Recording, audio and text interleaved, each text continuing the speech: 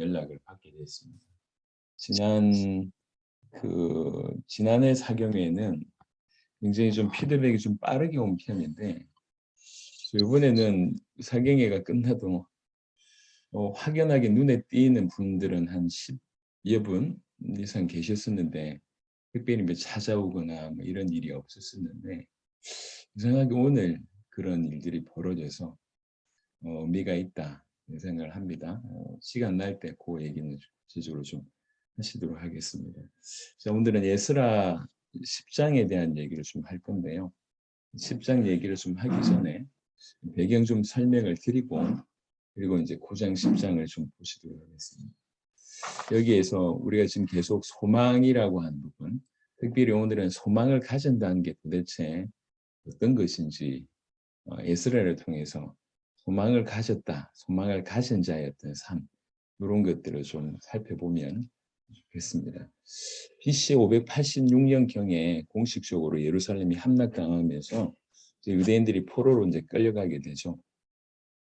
이제 그리고 나서 일단은 시간이 지난 이후에 그 예루살렘 이스라엘을 멸망시켰던 그 바벨론도 페르시아에 이제 완전히 사로잡히게 돼서 페르시아에 망하게 됩니다. 그 페르시아 바사의 고레스라고 하는 그 왕이 이제 일어나서 이제 백성들을 다시 보내는, 이스라엘 백성들을 돌려보내는 이런 일들이 벌어지는데, 이때 주도적인 역할을 했던 분이 스룹바벨이라고 합니다.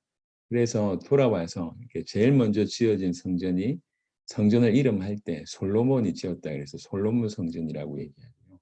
그리고 돌아와서 다시 성전을 재건했을 때에 주도적 역할을 했던 인물이 스룹바벨이기 때문에 스룹바벨 성전, 이렇게 이제 또 표현을 합니다. 이게 스룹바벨이 주도가 되어서 이제 이렇게 돌아와서 성전 재건을 하게 되는데, 그게 BC 515년 경입니다. 그리고 이제 일단의 시간이 한참 지나죠. 몇십 년이 지난 이후에 이제 BC 458년에 이제 그 해를 얘기할 때는 아닥사스다 왕 제7년에 약 1775명 정도가 2차 귀환을 하게 됩니다. 이게 에스라서에 나와 있는데, 특별히 7장, 8장에 다 나와 있습니다. 그러니까 이 2차 귀환의 주역이 누구냐면 에스라가 2차 귀환이고요. 그리고 또 몇십 년 지난 후에 3차로 이제 귀환하게 됐을 때, 그 3차의 귀환의 주역은 느헤미야라고 볼 수가 있습니다.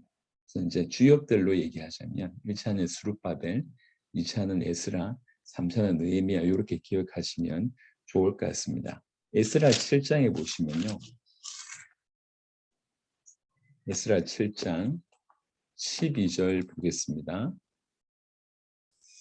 에스라 7장 11절부터 보겠습니다. 여호와의 계명의 말씀과 이스라엘에게 주신 율례 학자요 학자 겸 제사장인 에스라에게 아닥사스다 왕이 내린 조서의 초본은 아래와 같으니라.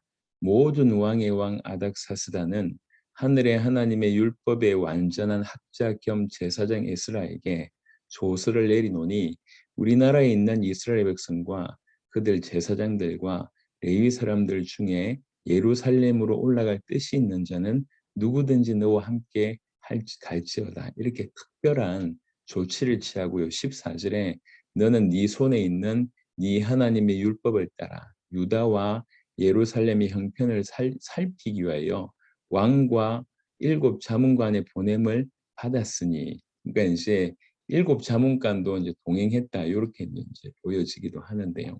이렇게 왕의 특별한 은혜를 입어서 이제 돌아가게 되는 것입니다. 이게 이제 출발을 언제 하냐면 7장 9절에 보면 7장 9절 첫째 달 초하루에 바벨론에서 길을 떠났고 하나님의 선한 손에 도우심을 입어 다섯째 달 초하루에 예루살렘에 이르니라. 8절에 보니까 왕의 제7년 다섯째 달이라 이렇게 되어 있습니다. 그러니까 이제 귀환을 하기를 이제 에스라가 이 아닥사스다 왕 7년에 1월 12일 날 이제 떠나게 되고, 그리고 나서 약 5달 만에 도착을 하게 되는데요. 이 거리가 어느 정도냐면 한 1,500km 정도 됩니다. 1,500km를 약 5달 동안 온 거예요.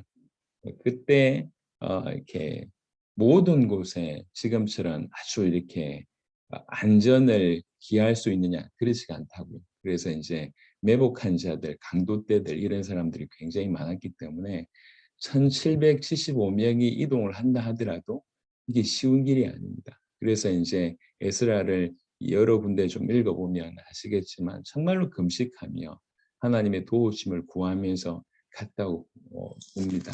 8장 31절에 그래서 극적으로 8장 31절에 첫째 달 12일에 우리가 아하와 강을 떠나 예루살렘으로 갈새 우리 하나님의 손이 우리를 도우사 대적과 길에 매복한 자의 손에서 건지신지라. 이래가지고 약 5달 동안 하나님의 은혜로 잘 건너가게 되었다고 얘기를 하고 있습니다. 그리고 이제 예루살렘에 딱 도착을 했어요.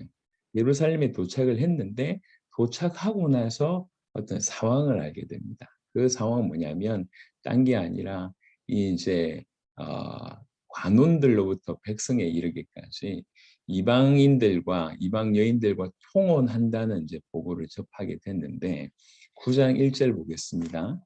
9장 1절 이 일 후에 백성들이 내게 나와 이르되 이스라엘 백성과 제사장들과 레위 사람들이 이 땅 백성들에게서 떠나지 아니하고 가나안 사람들과 헷 사람들과 그리스 사람들과 여부수 사람들과 암몬 사람들과 모압 사람들과 애굽 사람들과 아무리 사람들이 가증한 일을 행하여 그들의 딸을 맞이하여 아내와 며느리로 삼아 거룩한 자손이 그 지방 사람들과 서로 섞이게 하는데 방백들과 고관들이 이제 높은 위치에 있는 사람들이 방백들과 고관들이 이 죄에 더욱 으뜸이 되었다 하는지라 이 말을 알게 된 실상을 보게 된 겁니다. 그래서 에스라가 내가 이 일을 듣고 속옷과 겉옷을 찢고 머리털과 수염을 뜯으며 기가 막혀 앉아 있으니 지금 상황이 이제 이런 상황입니다.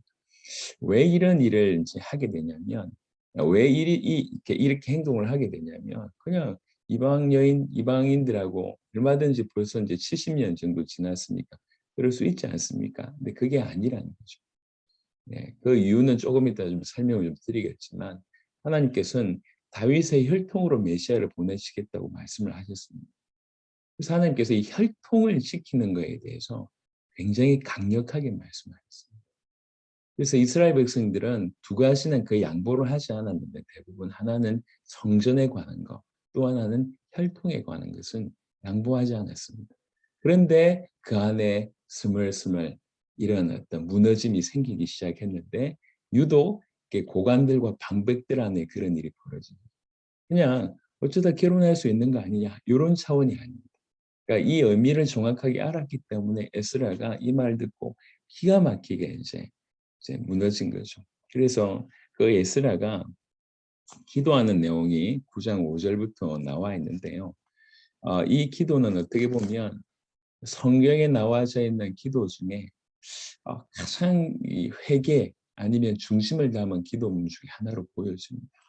9장부터 4절 5절부터 쭉 보겠습니다. 이에 이스라엘의 하나님 말씀으로 말미암아 떠는 자가 사로잡혔던 이 사람들의 죄 때문에 다 내게로 모여오더라. 내가 저녁 제사 드릴 때까지 기가 막혀 앉았더니 저녁 제사를 드릴 때 내가 근심 중에 일어나서 속옷과 겉옷을 찢은 채 무릎을 꿇고 나의 하나님 여호와를 향하여 손을 들고 이 기도는 누가 하냐면 에스라가 하지만 같이 하고 있는 겁니다. 통성으로 기도하는 그런 내용이라고 보시면 됩니다. 말하기를 나의 하나님이여 내가 부끄럽고 낯이 뜨거워서 남이 나의 하나님을 향하여 얼굴을 들지 못하오니 이는 우리 죄악이 많아 정수에 넘치고 우리 허물이 커서 하늘에 미침이니이다. 죄는 누가 범했습니까? 죄는 에스라하고 전혀 상관없는 사람들이 범했습니다. 하지만 에스라는 이스라엘 민족이라고 하는 것들 이것 때문에 그 민족이 범한 죄가 바로 자기가 범한 죄처럼 여기고 기도하는 거예요. 우리가 우리 나라와 우리 민족을 위해서 기도하는 부분들은 사실 이런 모습을 통해서 본받고 나아가는 것이라 볼 수가 있습니다. 우리 조상들의 때로부터 오늘까지 우리의 죄가 심함에 우리의 죄악으로 말미암아 우리와 우리 왕들과 우리 제사장들을 여러 나라 왕들의 손에 넘겨서 칼에 죽으며 사로잡히며 노략을 당하여 얼굴을 부끄럽게 하심이 오늘날과 같으니이다. 이제 우리 하나님 여호와께서 우리에게 잠시 동안 은혜를 베푸사 얼마를 남겨두어 피하게 하신 우리를 그 거룩한 처소에 박힌 목과 같이 갖게 하시고 우리 하나님이 우리 눈을 밝히사 우리가 종노릇 하는 중에서 조금 소생하게 하셨나이다. 우리가 비록 노예가 되었사오나 우리 하나님이 우리를 그 종살이하는 중에 버려두지 아니하시고 바사왕들 앞에서 우리가 불쌍히 여김을 입고 소생하여 우리 하나님의 성전을 세우게 하시며 그 무너진 것을 수리하게 하시며 유다와 예루살렘에서 우리에게 울타리를 주셨나이다. 우리 하나님이여 이렇게 하신 후에도 우리가 주의 계명을 저버렸사오니 이제 무슨 말씀을 하오리까? 여러분 성령 충만하다고 하는 표현이 여러 가지 의미가 있지만 성령 충만한다고 얘기할 때 가장 정상적인 반응은 뭐냐면 죄에 대해서 민감하다는 거예요. 죄에 대해서. 그래서 이 정작 죄를 이렇게 범하고 있는 사람들 대부분은 타협을 하고 있고 이건 아무것도 아니고 우리 주변에도 하고 있고 저 윗사람들도 하고 있고 얼마든지 핑계를 대면서 주변의 분위기를 얘기하면서 자연스럽게 그 죄에 합리화를 하면서 빠져들어가는데 동시에 그들에게는 죄에 대해서는 이런 민감함이 없습니다. 둔감하죠. 눈을 감기 시작합니다. 하지만 거룩하신 하나님이 내 인생 가운데 충만하게 임한다고 얘기할 때 그 거룩하신 하나님으로 우리가 충만하다 보니까 죄에 대해서 민감할 수밖에 없고 죄에 대해서 타협할 수 없는 일이 벌어지는 거죠. 그래서 지금 이 성령 충만한 이 에스라는 이 사실을 알았습니다. 정작 죄를 범하는 사람들은 아나무인인데 이 실체를 아는 이 에스라는 정말 이 사실을 하나님께 구하는 거죠. 이렇게 하나님께서 은혜를 주셨는데 또 우리가 죄를 범했습니다. 이렇게 안타까워하면서 기도하고 있는 거죠. 11절에 전에 주께서 주의 종 선지자들에게 명령하여 이르시되 너희가 가서 얻으려 하는 땅은 더러운 땅이니 이는 이방 백성들이 더럽고 가증한 일을 행하여 이 끝에서 저 끝까지 그 더러움으로 채웠습니다. 그런즉 너희 여자들을 그들의 아들들에게 주지 말고 그들의 딸들을 너희 아들들을 위하여 데려오지 말며 그들을 위하여 평화와 행복을 영원히 구하지 말라. 그리하면 너희가 왕성하여 그 땅의 아름다운 것을 먹으며 그 땅을 자손에게 물려주어 영원한 유산으로 물려주게 되리라 하셨나이다. 전에 선지자를 보내셔서 이렇게 말씀하셨지 않습니까? 이렇게 말씀하시지 않으셨습니까? 우리의 악한 행실과 큰 죄로 말미암아 이 모든 일을 당하였사오니 우리 하나님이 우리의 죄악보다 형벌을 가볍게 하시고 이만큼 백성을 남겨주셨사오니 우리의 죄악보다 형벌이 가볍다라고 분명히 알고 있습니다. 우리가 어찌 다시 주의 계명을 거역하고 이 가증한 백성들과 통혼하오리까? 그리하면 주께서 어찌 우리를 멸하시고 남아 피할 자가 없도록 진노하시지 아니하시리까? 이스라엘의 하나님 여호와여, 주는 의로우시니 우리가 남아 피한 것이 오늘날과 같사옵거늘 도리어 주께 범죄하였사오니 이로 말미암아 주 앞에 한 사람도 감히 서지 못하겠나이다. 정말로 대성통곡하며 이제 이렇게 하나님 앞에 진실로 회개하는 그런 기도를 하게 됩니다. 홍성으로 기도하고 있는 내용 중에 일어나서 지금 에스라가 기도하고 있는 것이죠. 10장 1절에 에스라가 하나님의 성전 앞에 엎드려 울며 기도하여 죄를 잡아갈 때에 많은 백성이 크게 통곡하며 이스라엘 중에서 백성의 남녀와 어린아이의 큰 무리가 그 앞에 모인지라. 사실 이게 성령의 역사입니다. 죄를 얘기할 때 그 죄를 인지하고 그 죄를 하나님께 회개할 수 있는 것이 성령의 역사입니다. 우리는 너무 많은 걸 오해하고 있는데 성령의 역사라고 얘기할 때 성령의 충만이라고 얘기할 때 우리는 곧장 어디로 생각하고 있냐면 뭔가 강력한 능력 아니면 강력한 역사 아니면 뭔가 강력한 이쪽으로 많이 포커스를 기울이고 있습니다. 하지만 그런 일이 일어나기 이전에 먼저 일어나는 일은 뭐냐면 하나님으로 충만하기 때문에 우리 안에 하나님을 반대하는 그 모든 요소들을 떨쳐내는 일이 벌어집니다.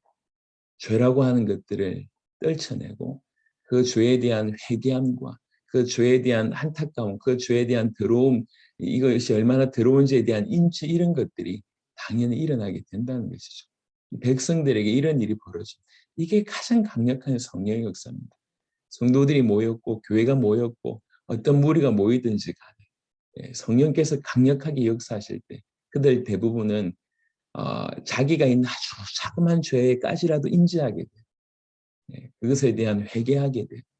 타협했던 자신의 모습에 대해서 슬퍼하게 돼요. 이런 것들이 이제 일어나는 것이죠.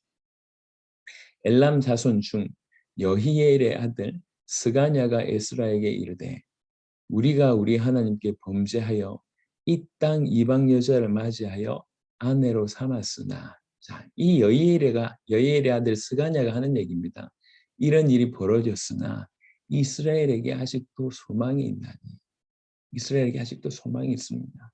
곧 내 주의 교훈을 따르며 우리 하나님의 명령을 떨며 준행하는 자의 가르침을 따라 이 모든 아내와 그들의 소생을 다 내보내기로 우리 하나님과 언약을 세우고 율법대로 행할 것이라. 이는 당신이 주장할 일이니 일어나소서 우리가 도우리니 힘써 행하소서 하니라. 이 스가냐라고 하는 사람이 와서 얘기합니다. 우리가 아직 소망이 있습니다. 이게 무슨 말입니까? 주의 성령께서 우리에게 역사하셨기 때문에 우리가 지금 뭘 해야 될지 우리가 알고 있습니다. 그리고 다행히 그렇게 하겠습니다. 이걸 소망이라고 표현한 거죠. 그래서 이 소망은 다른 말로 소망을 품는다고 하는 것을 다른 말로 얘기하면 회개함과 동시에 주의 명령에 순종함으로 자기 모든 죄를 떨쳐내는 이런 걸 다 포함하는 것이 소망이 있다라고 하는 표현입니다. 이렇게 제안을 하죠.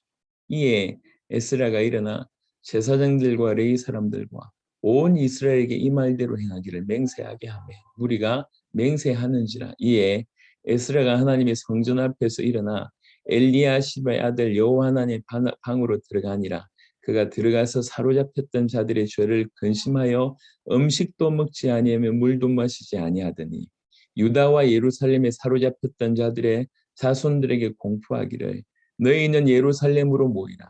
누구든지 방백들과 장로들의 훈시를 따라 3일 내에 오지 아니하면 그의 재산을 정몰하고 사로잡혔던 자의 모임에서 쫓아내리라 하며 유다와 베냐민 모든 사람들이 3일 내에 예루살렘으로 모이니 때는 9째 달 20일이라. 아까 5째 달에 도착했다고 얘기했지 않습니까? 약 4개월 후에 이런 일은 이제 진행한 거죠. 무리가 하나님의 성전 앞 광장에 앉아서 이 일과 큰 비 때문에 떨고 있더니 이제 이런 일들이 일어난 거에 대해서 아주 강력하게 얘기하고 마침 또 큰 비가 왔나 봐요. 다 뜨는 거예요. 두려워서 뜨는 일이 벌어져. 제사장 에스라가 일어나 그들에게 이르되 너희가 범죄하여 이방 여자를 아내로 삼아 이스라엘의 죄를 더하게 하였으니 이제 너희 조상들의 하나님 앞에서 죄를 자복하고 그의 뜻대로 행하여 그 지방 사람들과 이방 여인을 끊어버리라 하니 모든 회중이 큰 소리로 대답하여 이르되 당신의 말씀대로 우리가 마땅히 행할 것이니라. 여러분 이게 성령의 역사입니다.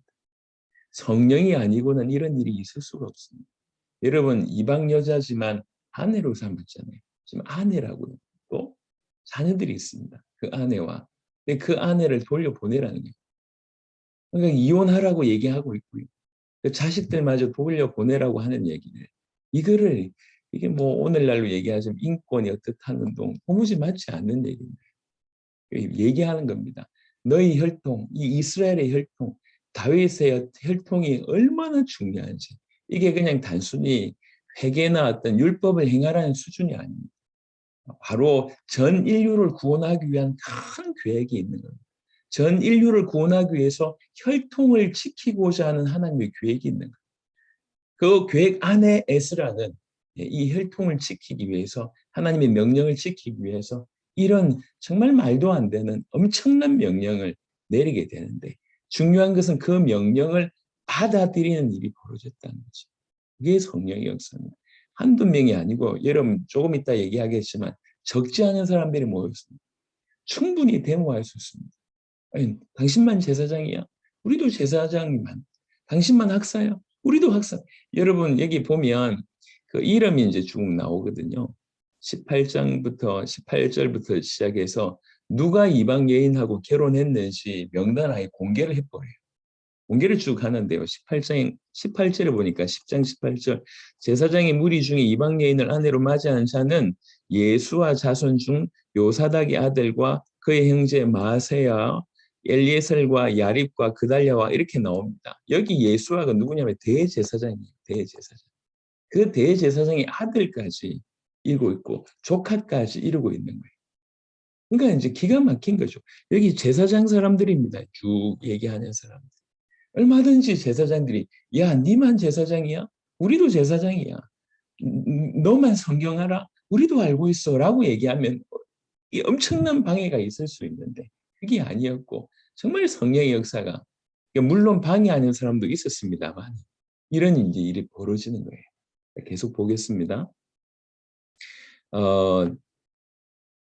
13절에 그러나 백성이 많고 또 큰 비가 내리는 때니 능히 밖에 서지 못할 것이요 우리가 일로 크게 범죄하였은즉 하루 이틀에 할 일이 아니오니 이제 온 회중을 위하여 우리의 방백들을 세우고 우리 모든 성읍에 이방 여자에게 장가든 자는 다 기한에 각 고을의 장로들과 재판장과 함께 오게 하여 이 일로 인한 우리 하나님의 진노가 우리에게서 떠나게 하소서 하나.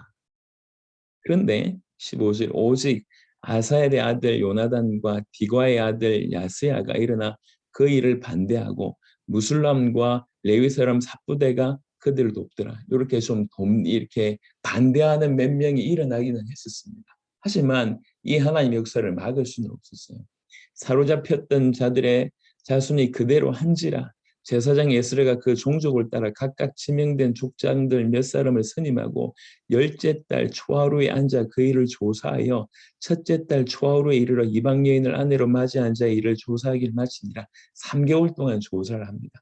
그래 놓고 쫙 써내려갑니다. 제사장의 무리 중에 이방 여인을 아내로 맞이한 자는 예수와 자손 중 요사닥의 아들과 그의 형제 마세와 엘리에셀과 야립과 그달랴라 그들이 다 손을 잡아 맹세하여 그들의 아내를 내보내기로 하고 또 그 죄로 말미암아 순양 한 마리를 속건제로 드렸으며 또 인멜 자손 중에는 쭉 얘기합니다. 23절에는 레위 사람 중에는 24절에 노래하는 자 중에는 25절에 이스라엘 중에는 쭉 얘기합니다. 44절에 이상은 모두 이방 여인을 아내로 맞이한 자, 그 중에는 자녀를 낳은 여인도 있었다. 이런데 아내를 잘라내는 거예요. 그리고 자녀를 잘라내는 거예요. 그래가지고 보내는 겁니다. 여러분 이게 얼마나 큰 일입니까? 큰 일이잖아요.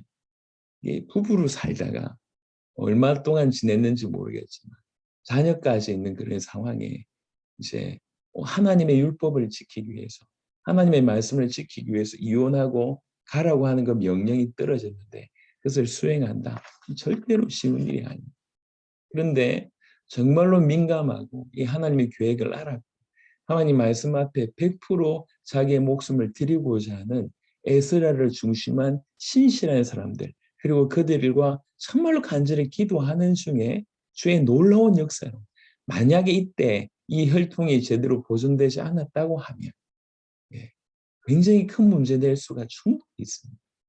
이게 서서히 병들이 들어가기 시작하면서 이스라엘 자손들에게 그냥 이미 이방 혈통과 섞이는 그런 일들이 얼마든지 있을 수가 있었는데 하나님이 그 혈통을 보호하시는 그 놀라운 일을 에스라라고 하는 사람을 통해서 세우죠.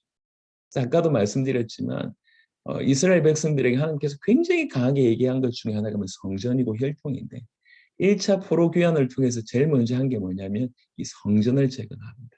그리고 2차 포로 귀환을 통해서 한 게 뭐냐면 이 혈통을 순수하게 보존하는 일을 하십니다. 겉으로 볼 때는 그냥 포로 귀환이 1차 있었고 2차 있었고 한 것 같지만 사실 이면적으로는 엄청난 일들을 하나님께서 하나님의 사람으로 그 포로된 어떻게 보면 절망적인 그런 상황 가운데 있는 자들을 통해서 주께서 일하셨다고 하는 것을 보게 됩니다. 진실하시죠. 자, 이럴 때에 하나님께서 오늘 본문에 이제 10장의 2절에 아까 이제 그 스가냐라고 하는 사람을 통해서 얘기했던 말대로 이스라엘에게 아직도 소망이 있나니 요게 지금 오늘 요 얘기를 설명하기 위해서 지금 서론을 지금 말씀을 드린 것입니다. 그렇다고 하면 여기서 소망이라고 하는 것은 그냥 막연히 기대한다, 뭔가 간절히 원한다는 수준을 넘었습니다. 간절히 원하기 때문에 치료의 대가까지를 포함하는 겁니다. 이해되시죠?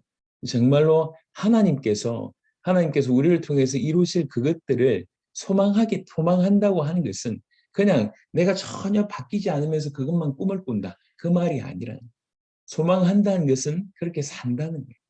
소망한다는 것은 그렇게 움직인다는 거죠. 오늘 이 본문에서 소망한다는 얘기는 3절에 내 주의 교훈을 따른다고 볼 수가 있습니다. 우리 하나님의 명령을 떨며 준행하는 그런 모습으로 볼 수가 있습니다. 그리고 10장 11절에 하나님 앞에서 죄를 자복하고 그의 뜻을 행한다라고까지 표현할 수가 있습니다. 그래서 진실로 소망한다는, 지금 오늘 이 본문에서의 소망을 한다, 소망을 가진다, 우리에게 소망이 있다, 이 얘기는 그냥 그런 기대치를 가지고 있다는 얘기가 아닙니다. 정말 간절히 원하기 때문에 그렇게 행한다는 것까지 포함되어 있습니다. 간절히 원하기 때문에, 그렇지 않은, 이렇게 간절히 원하기 때문에 그걸 방해하는, 우리의 죄를 자복하고 회개하고 회개한 것을 넘어서서 결단하고, 이게 분명히 잘못된 길이라고 얘기할 때 과감하게 그것을 잘라내고, 하나님 말씀이라고 하면 무조건 지키는 것까지를 다 포함하는 것이 소망을 품는다라고 하는 것의 의미라고 볼 수가 있습니다. 그래서 우리가 올해에 소망이 넘치게 하시기를이라고 얘기할 때, 우리가 정말 우리의 소망 대신 그리스도를 원한다고 할 때, 그리고 그 그리스도로 말미암아 주신 그 영원한 생명, 하나님의 나라, 이 땅의 세계복음화, 그 부활의 상급, 그 수많은 것들을 소망한다고 얘기할 때, 그것을 방해하는 그 모든 것들을 우리가 아낌없이 쳐낸다라고 하는 것들이 사실은 포함되어 있는 것이고, 진실로 그것을 소망하기 때문에 그쪽으로 살아간다라고 하는 것까지 포함되어 있는 것입니다. 이 모든 것들이 포함되어 있는 것이 소망한다, 소망이 넘친다라고 하는 것으로 오늘 이 본문을 통해서 이해할 수 있다고 하는 것이죠. 그래서 정말 주님의 뜻을 소망한다고 얘기하면서 여전히 하나님 말씀을 떠나서 이방 여인과 살고 그들과 자식 놓고 살면서 계속 어떻게 보면 불신앙의 씨앗을, 정말 하나님 원하시지 않는 그런 삶을 계속 살면서 한편으로 나 주님 소망해요 라고 하는 것이 있을 수 있냐? 그렇지 않다는 거예요. 정말 이것을 소망한다고 합니다. 그렇지 않는 부분에 대해서 우리가 과감하게 끊어내, 하나님 말씀하실 때 그것에 순종함에 따라가지 않으면 소망이라고 하는 것은 그냥 말장난일 수밖에 없다는 것이죠. 진정한 소망이 우리에게 있어요. 진정한 소망은 오직 우리 주 예수 그리스도이십니다. 그 그리스도로 말미암아 우리에게 주어진 영생입니다. 그리스도로 말미암아 우리를 통해서 행하실 전 세계 복음하고 주님의 다시 오심입니다. 그리고 그 이후에 영원한 하나님 나라, 우리가 그 하나님 나라에서 영원한 하늘의 상급을 받을 것입니다. 우리가 그리스도를 따라 그분과 같이 부활하게 될 그런 부분이 우리의 소망입니다. 그 소망을 가로막는, 그 소망에 반하는 그 모든 것들은 우리가 잘라내야 돼요. 자기의 와이프를 잘라낸다, 이게 통일이 아닙니다. 자기의 자녀를 보낸다, 이게 어떻게 가능하냐? 어떻게 그게 가능합니까? 여러분, 이게 그냥 성경 얘기니까 쉽지 아닙니다. 지금 성령의 역사를 얘기하고 있습니다. 성령의 역사, 성령의 역사. 제가 이제 최근에 이렇게 연결되어지는 분들, 하나님께서 이제 우리에게 계속 눈을 열게 하시는 만남들을 만나보면서, 야, 어떻게 저럴 수 있지라고 하는 모습들이 많아요. 예, 정말 철저하게 하나님 중심. 어, 누구 말대로 예수님이 하나님의 아들 그리스도다라고 하는 복음 자체는 그나마 우리에게 주신 은혜가 있고, 이 복음이 얼마나 큰지는 우리에게 주신 증거들이 있어서 사실은 이 부분은 우리가 좀 설명을 할 수 있고, 분명히 모두를 도울 수 있지만 삶으로 살아내는 부분에 있어서는 정말 대단한 분들이 너무너무 많아요. 너무너무 많은 것 같아요. 오늘도 연결됐던 박정곤이라고 하는 이제 목사님하고 오늘 좀 통화를 좀 했는데, 아마도 그 일정은 조금 더 늦어질 것 같습니다. 원래는 그 교회 부교육자들 중심으로 집회를 계획을 하고 계셨다고 하던데 메시지를 좀 계속 들으시나 봐요. 그런데 그냥 이번에 또 그 교단의 어떤 행사하고 겹치기도 하고 그래서 일정을 조금만 미뤄달라. 그래서 이걸 지역에 있는 목회자들, 지역에 있는 분들하고 같이 좀 할 수 있도록 자기 준비하겠다고 얘기하시더라고요. 처음에는 뭐 이게 좀 부담스러우신가 이런 생각을 했는데 그게 아니고 진짜로 그렇더라고요. 그러면서 이제 맨 마지막에 하신 말씀은 이제 올해 해외 사역이 있으면 당신이 좀 동행하고 싶다. 이렇게 얘기하시더라고요. 제가 당장에 쿠바 얘기를 꺼냈죠. 쿠바 출국 입국 금지가 해제됐다. 그래서 쿠바 갈 수도 있으니까 쿠바 가게 되면 같이 가자. 뭐 그냥 한 번만 갔다 오면 끝날 거니까 그렇게 얘기를 드렸습니다.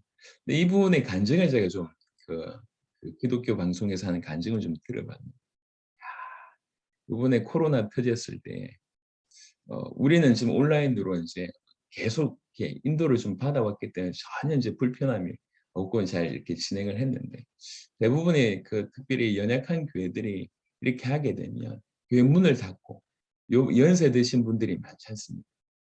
잘 운영도 못하고 개척교회일수록 힘들잖아요. 이분이 그걸 해결해 봐야 되겠다는 생각으로 이제 이렇게 도지사를 만나기 전에 어려움 올 때마다 그 이제 우리 그 마산이 산이 하나 있어요. 예. 그 산에 올라가서 가면 이 십자바위라고 하는 바위가 있대요. 저도 그래서 한번 가서 봤는데 그 십자바위에 올라가서 기도하는데요. 몇 시에 올라가냐? 밤에 올라가. 밤 10시쯤 이렇게 올라가. 밤 10시쯤 올라가가지고 십자바위 붙들고 크게서 밤새도록 기도하는. 예. 중요한 일이 있을 때마다 정말 씨름하는 심정. 모세가 시내산에 올라가서 40일 금식 기도했다는 마음. 그렇게 기도하는. 예. 부교육자들 데리고 다 올라가서 똑같이 기도하고. 그러니까 이제 푸는 방법이 딴 게 아니라 그냥 기도로 푸는 거예요. 하나님만 하실 수 있다. 야, 그렇지. 우리도 하나님을 신뢰하지만 저렇게 하나님을 신뢰하면서 기도의 생을 걸고 나아가 본 적이 있는가 생각할 때 이게 굉장히 도전이 많이 되고 그런 생각이 참 많이 듭니다. 우리 주변에 이렇게 복음 때문에 살아가는 분들이 참 많이 있다는 게 참 감사하다 이런 생각이 듭니다. 여하튼 여전히 우리가 불신앙적인 삶을 살고 여전히 주님 원치 않는 삶이라고 하는 것을 여전히 알고 있으면서도 불구하고 양다리 걸치고 있으면서 주님을 소망한다. 있을 수 없다는 거죠. 예. 그냥 조금의 바람이 이제 소망이 아닙니다. 소망은 정말로 간절히 원한다는 거예요. 간절히 원하기 때문에 내가 이렇게 산다라고 하는 것까지 포함되어 있습니다. 이게 오늘 에스라를 통해서 우리에게 주시는 이 에스라의 개혁을 통해서 우리에게 주시는 아주 강력한 메시지. 아주 강력. 우리가 정말 소망이 있습니다. 이스라엘에 소망이 있습니다라고 하는 그 말 자체가 정말로 틀린 것은 이것을 간절히 소망하기 때문에 아는 것을 간절히 잘라낼 수 있습니다. 또 우리가 하나님 뜻대로 살 수 있습니다. 그러니까 소망이 있다고 얘기를 하는 거예요. 하나님께서 올 한 해 우리에게 소망의 메시지를 주셨고 올 한 해뿐만 아니라 우리 일평생 이 소망에 사로잡혀야 돼요.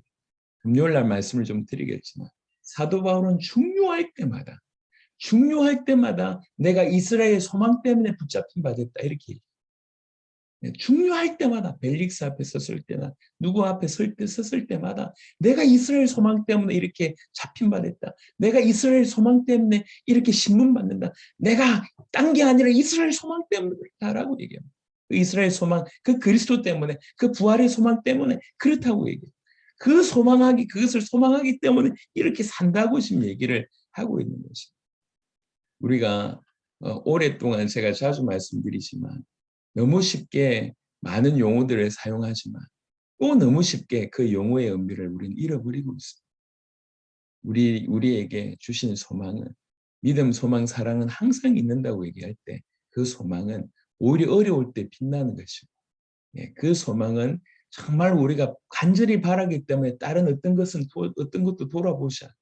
그 소망에 반하는 것에서는 완전 과감하게 고개를 돌리고 누구 말대로 이렇게 완전히 잘라내는 겁니다. 절규하는 겁니다. 요즘에 아이들 표현대로 손절한다 표현하더라고. 완전히 손절하는 잘라내는 거예요.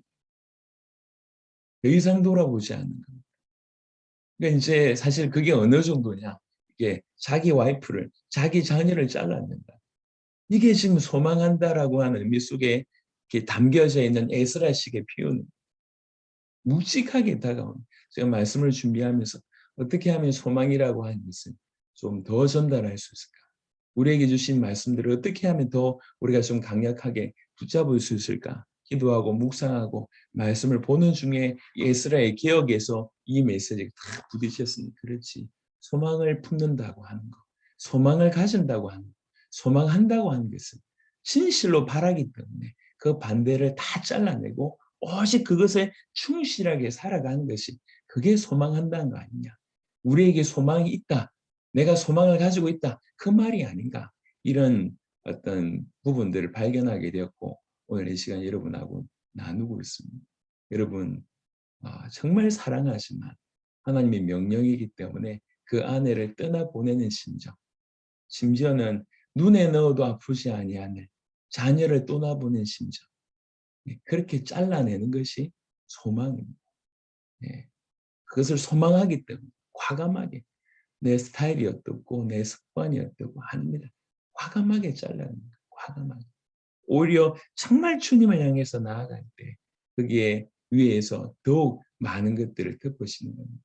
오늘 에스라 10장 44절은 요구절로 에스라 전체가 마무리됩니다. 이상은 모두 이방 여인을 아내로 맞이한 자라.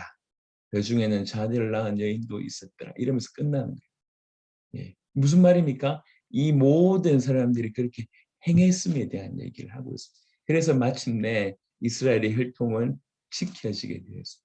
만약 이때 이런 과감한 결단과 이렇게 혈통의 어떤 순수함을 보존하지 않았다고 하면 제사장들이 앞장서서 이런 일을 하는 거예요. 그 나라 전체가 금방 이렇게 섞이는 것은 불보듯이 뻔합니다.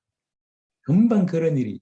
근데 하나님께서 이 다윗의 혈통을 지키기 위해서 하나님의 신실한 자 에스라를 세워서 정말 말도 안 되는 역사에 없던 일 아닙니까? 말도 안 되는 일을 하게 하죠. 그러면서 그 결과로 다윗의 혈통을 지키게 하시고 그 안에서 예언하신 바 메시아가 등장하게 하는 놀라운 구원의 역사를 이루신 거죠. 정말로 하나님의 말씀에 목숨 걸어서 하나님의 말씀을 지키고자 했고 또 그것을 소망했던 소수의 사람을 통해서 이루신 너무 엄청난 하나님의 역사다라고 보여집니다. 우리가 다시 한번 제가 이제 신년 메시지 하면서 말씀을 드렸지만 우리에게 소망이 없냐 물어보면 소망을 가지고 있습니다. 그 그리스도를 소망하고 하나님 나라를 소망한다고 얘기할 수 있습니다. 하지만 그 소망이 넘쳐서 우리를 장악하고 있는가라고 하는 질문에 우리는 답을 해야 됩니다. 그냥 내가 알고 있는 여러 가지 마치 여러 소원 중에 하나. 예를 들면 살 빠졌으면 좋겠다. 소원이잖아요. 제가 지금 인생 최대 몸무게를 찌고 있어가지고 할 수 없이 한의원에 갔습니다. 우리 와이프 계속 끌고 가서 그래서 다이어트 약을 지어왔습니다. 약의 힘을 빌어야 되는 때가 온 것 같습니다. 슬픈데 효과가 조금 있는 것 같아요. 그래서 3개월 안에 좀 몸무게를 빼려고 한번 도전하고 있습니다. 소원, 다이어트 해야 되겠다. 우리 소원하잖아요. 담배를 끊어야 되겠다. 뭐 이렇게 알코올을 끊어야 되겠다. 뭘 해야 되겠다. 막 하나. 그건 소망 아닙니다. 그런 수준은 소망이 아닙니다.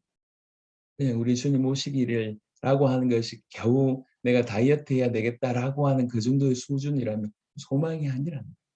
소망은 너무 간절히 원하기 때문에 그 아닌 것들을 끊어내고 그것에 오롯이 그것에 맞추어서 사는 것이 소망을 가집니다. 오늘 러시아의 선교사님이 연락이 와서 아주 그냥 짧게 대화를 했습니다. 짧게 대화하면서도 참 은혜가 됐습니다. 너무 감사하다. 목사님 말씀을 계속 듣고 있습니다.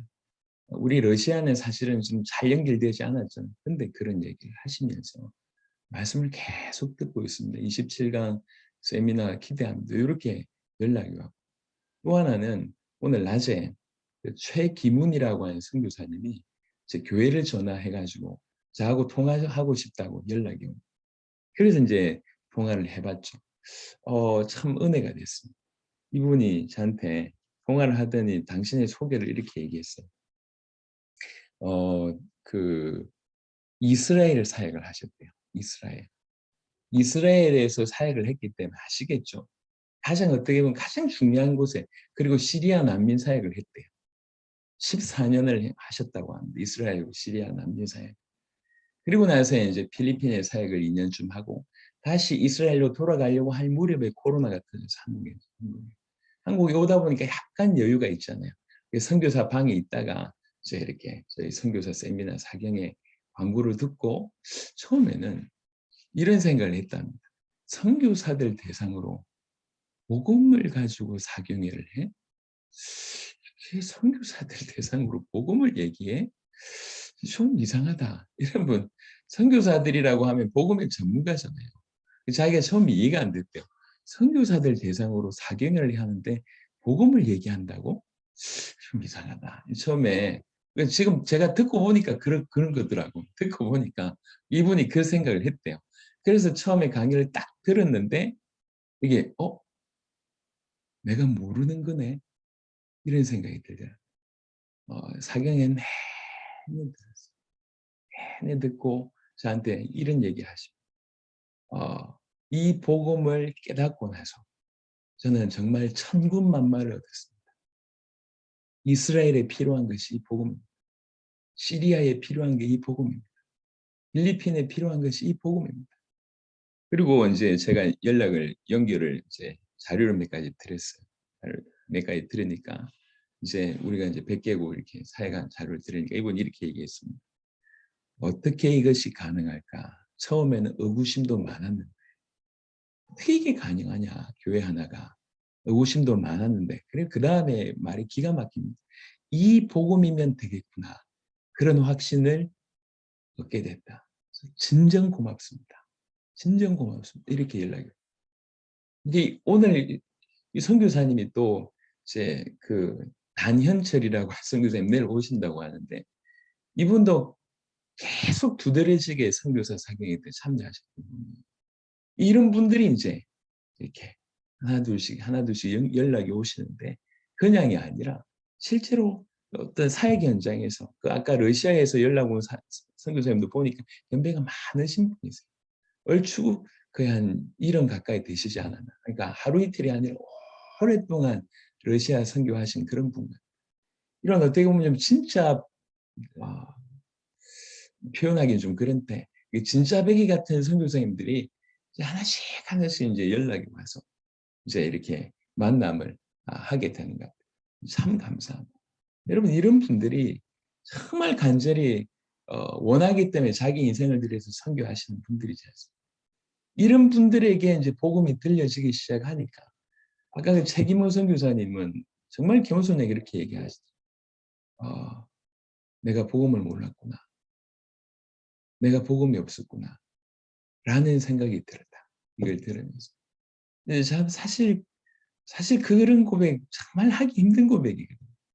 이런 일이 벌어지고 이런 일. 감사하지 않습니까? 우리가 정말로 주님 다시 오심을 바라보고 그 어떤 것도 주장하지 않고 그냥 선명하게 복음만 전하기 시작을 하고 그리고 어떻게든 주님 오시는 방향으로 우리가 방향을 맞춰서 걸어가는 중에 이제 하나님께서 이렇게 아는 분들을 계속 이 중심을 아는 분들을 계속 연결시켜 주십니다. 오늘 또 이상하게 오늘 연락이 많았어요. 오늘 그 이제 신학 박사 학위를 오늘 받았다고 해서 연락이 온 분이 계세요. 저희 교회 초창기 멤버인데 저기 고시촌 근처에서 저희가 신림동에서 제가 개척하고 했을 때 고시생들이 몇 명 왔었습니다. 그 중에 옥경곤이라고 하는 사람이 있습니다. 예, 별로 없구나 분위기 보니까 고기 끄떡인 사람이 없어서 옥경곤이라고 하는 분이 계신데 이제 김현우 집사 이런 집사하고 같이 있었던 분이에요. 아버님이 교회를 세워서 고시 공부를 하다가 그만두고 이제 내려가서 목회를 하다가 이제 고신인가? 예, 고신 교단인 것 같습니다. 고신 교단에 이제 그 들어가서 공부하면서 이번에 박사학위까지 받았다고 너무 감사하다고 이제 연락이 오랜만에 이제 와서 찾아뵙겠다고 얘기하는 거를 이분이 지금 어디서 목회를 하냐면 거제에서 목회를 하거든요. 그제 고영교회 얘기하니까 깜짝 놀라. 목사님이 어떻게 고영교회에서 집회를 하십니까? 그러니까 거제 땅에서는 내노라는 교회예요. 그 고영교회가. 그러니까 제가 고영교회에서 집회를 한다고 하니까 얘가 깜짝 놀래가지고 목사님 어떻게 그렇게 됐습니까? 그래서 얘기를 쭉 지난 한 해 받았던 응답을 풀어주니까 너무 놀래가지고 그래 너무 기대가 된다고. 그래서 오늘 하루 이상하게 이러저러한 만남들을 이제 많이 주시고 내일도 그래서 원래 스케줄이 제가 여러 개 있었는데 일단 정리하고 오전에 가서 이제 우리 선교사님 이런 선교사님 한 분 한 분을 귀하게 섬기는 게 사실 굉장히 중요하거든요. 이분들이 교회로 온다고 하는 것은 그냥이 아닙니다. 예, 이분들도 주변을 또 이분들 통해서 연결된 부분들이 많기 때문에 이분들을 잘 돕는다고 얘기할 때 그게 또 많은 우리 세대의 세계보고 딴 것 때문에 돕는 게 전혀 아닙니까? 양세복의 큰 문들로 연결될 줄 믿습니다. 그러니 하나님께서 사실 우리에게 지금 증거를 주고 계신 거잖아요. 뭐 이렇게 부족한 게 너무 많지만 부족한 게 한두 가지겠습니까? 부족한 게 너무 많지만 그래도 이 길이 맞고 우리가 이 길을 그래도 잘 걸어가고 있다고 하는 것에 대한 중요한 증거이다 이렇게 생각합니다. 그래서 우리 모든 성도들이 같이 진실로 소망이 넘치는 그런 인생을 살았으면 좋겠습니다. 정말 오직 그리스도만 소망하고 주님 다시 오시면 소망하면 좋겠습니다. 이 소망을 가지지 못하도록 하는 요소들은 너무너무 많습니다. 당장에 우리가 잘 알기로 우리가 그렇게 함께 열심히 사역했던 그 분 중에 한 분이 이제 당세복은 성경이 없다. 그렇게 마라나타 신앙을 고백하던 분이 돌아가서는 당세복은 성경적이지 않다. 이런 얘기를 했다는 얘기를 제가 들었습니다. 그분이 신앙이겠죠. 여러분 신학이 발전돼 있고 너무 많은 어떤 정보가 홍수처럼 오지만 사실 이 가는 길을 흐리게 만드는 요소들이 생각보다 너무 많습니다. 너무 말세에 일어날 일들을 많이 얘기하면서 이 얘기를 하지 않는 경우들이 너무 많아요. 다양한 종류의 얘기들을 하면서 이 소망을 가지지 못하고 흐리게 만드는 그런 요소들 또한 너무 많습니다. 교회 밖에는 말할 것도 없고 말할 것도 없고 그래서 우리 모든 성도들이 정말 이 주님에 대한 소망, 갈망 그리고 하나님 나라 이 땅이 전부가 아니고 하나님 영원한 하나님 나라에 대한 그 소망, 그 소망으로 차고 넘쳐서 그것에 사로잡혀서 그렇다고 얘기할 때는 그것과 방해되는 모든 요소들, 이 죄악의 요소들, 불신앙의 요소들, 예, 하나님 원하시지 않는 요소들은 어찌하든지 과감하게 끊어내고 또 반대로 그분이 원하시는 거라고 얘기할 때는 정말 과감하게 실천하는 주님이 이걸 원하셔 과감하게 실천하는 우리 모두가 되었으면 좋겠습니다. 그게 소망이 있다라고 하는 소망을 가진다고 하는 소망을 품는다고 하는 에스라식의 표현이다. 그리고 하나님께서 오늘 우리에게 원하신 부분이다 생각을 합니다. 그래서 어, 저는 굉장히 단순해요. 이게 맞다 그러면은 그냥 쭉 가는 성질이 있습니다. 예, 이런 면에서는 저와 여러분들이 다 단순했으면 좋겠습니다. 복잡한 것 때문에 진짜 중요한 걸 잃어버린다고 할 때, 생각이 너무 많아서 중요한 걸 잃어버린다고 얘기할 때, 생각을 차라리 멈추는 게 훨씬 낫지 않겠는가 생각을 합니다. 기도하시면서 진실로 소망이 넘치는 우리 모두가 되었으면 좋겠습니다. 오늘 같이 한번 기도하면 좋겠습니다.